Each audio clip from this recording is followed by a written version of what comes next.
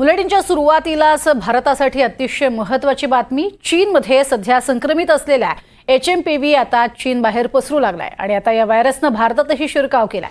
कर्नाटकात HMPVच्या 3 रुग्णांची नोंद झाली आहे. कर्नाटकात एका 3 महिन्याच्या बाळाला लागण झाली होती आणि यातून ती बरी झाल्याची माहिती देखील मिळते. तर दुसरी रुग्ण कर्नाटकातल्याच बेंगळुरूमध्ये आहे. 8 महिन्याच्या एका छोट्या बालिकेला ही लागण झाली आहे. बेंगळुरूच्या खासगी रुग्णालयानं HMPV टेस्ट केली आणि त्यात ही मुलगी पॉझिटिव्ह आढळली.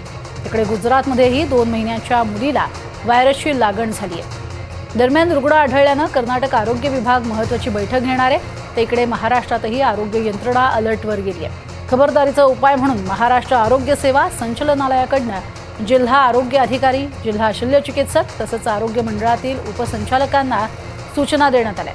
तसंच घाबरण्याची गरज नाही, भीती पसरवू नका, काळजी घ्या असा सल्ला देण्यात आलाय. तसंच मार्गदर्शक तत्व केवळ आणि केवळ दक्षता बाळगण्यासाठी आहेत असंही सांगण्यात आलंय.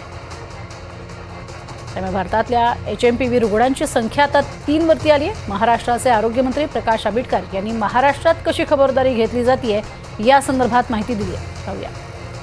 सर्व लोकांची काळजी घेऊया आणि या जो काही रुग्ण सापडलाय त्याच्याबद्दल सुद्धा देश पातळीवरती आरोग्य विभागाची यंत्रणा काम करेल. आपल्या राज्यातल्या लोकांची सुद्धा अत्यंत चांगल्या पद्धतीने काळजी घेण्याबद्दल आरोग्य विभाग अतिशय योग्य ते निर्देश दिले. या संदर्भात राज्याच्या आरोग्य विभागाची काही बैठक नियोजित आहे का काय? याबद्दल उद्या किंवा परवा दिवशी सुद्धा आपण बैठक घेतोय आणि त्या बैठकीच्या माध्यमातून सर्व आमच्या आरोग्य विभागाचे सर्व अधिकारी असतील, सर्व डॉक्टर्स असतील यांना सुद्धा सूचना दिल्या जाते. कोणत्याही परिस्थितीमध्ये तो रुग्ण सापडलाय त्यामुळे घाबरण्याची गरज नाही.